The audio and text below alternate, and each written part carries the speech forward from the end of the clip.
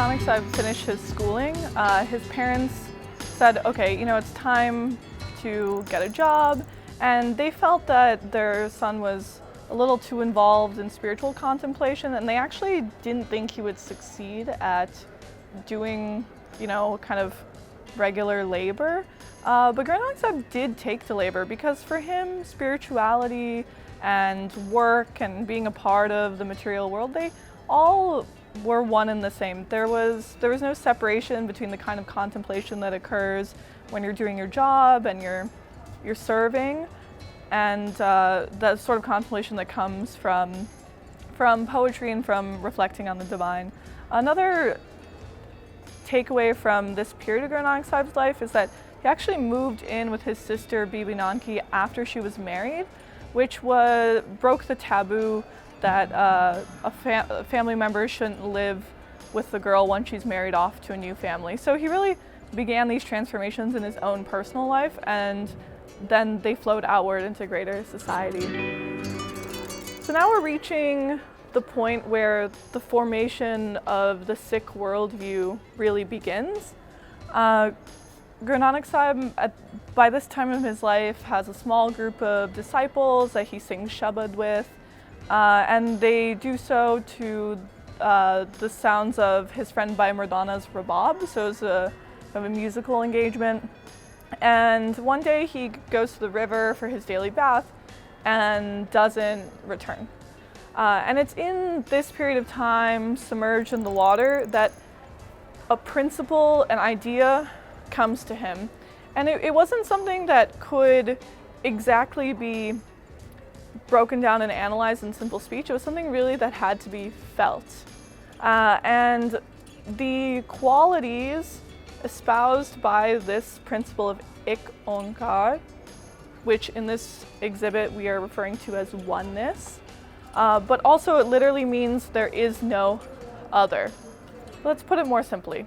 In most religious traditions, there is some idea of a creator. But usually this creator is seen as separate from creation, lying above creation, being the final judgment on creation. And so there's a division that's created there. From that division, it becomes somewhat natural to then divide amongst people. If the creator is at a distance from you, then there are probably some people that then will be thought of as being closer or further from the creator. But with Ik Onkar, with there is no other, with this principle of oneness, we as the creation are a part of the creator, and our divine being is the ultimate sum of creation within which we all exist. And we all have anxieties, insecurities, egos, fears, things that motivate us to act in a divisive and harmful manner. This being has no insecurities, has no fears, and lives in everlasting, timeless peace. And these qualities come with a call to action, a call to become like the One, to rid ourselves of that ego that gives us these impulses to act in these sort of harmful and self-serving ways, to recognize the eternal principles, so ones that exist beyond what's good for me, what's good for myself, because myself is fleeting, to cultivate creative responses, to engage with the world around us, to display fearless behavior, to see no enemy, to perform timeless actions, to rise above consequences, to cultivate the original self. So again, a self that reflects the qualities of oneness, and to feel the grace. Because grace is there, we have to prime ourselves to feel it and to feel that we really are a part of this oneness, so that way we can act as such. And this led to the first declaration of Guru Nanak Sahib, which was, there is no Hindu, there is no Muslim. This was kind of a vexing statement at the time, and still is. Guru Nanak Sahib is not saying there should be no people who call themselves Hindu or call themselves Muslim.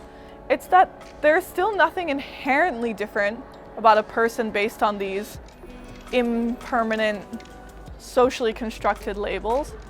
And furthermore, calling yourself something does not make you that thing. So if you call yourself a Muslim or call yourself a Hindu as a way to say, I am aware of the divine and I act in a divine manner, then your actions need to match your espoused principles. And this is where he has this interaction with the Qazi, local Islamic leader, who's saying prayers but out of rote memorization and not internalizing them. And he has a dialogue with the Qazi that makes him realize that, oh yes, before I can really call myself a Muslim, I have some internal work I need to do.